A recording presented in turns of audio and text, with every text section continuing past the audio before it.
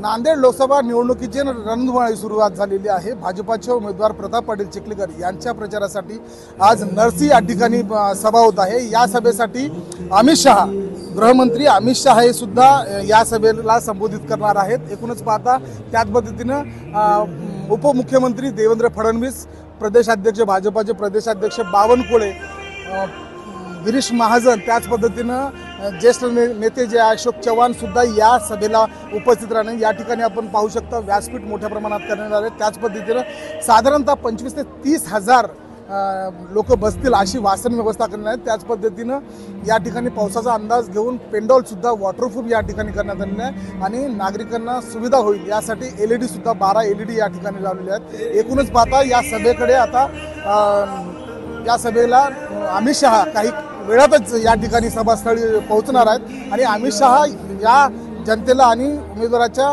भवितव्याबद्दल काय बोलतील हे मात्र पाहणं आवश्यकच ठरणार आहे। कॅमेरामन गिरीश प्रवीण खंदारे, जय महाराष्ट्र, नांदेड।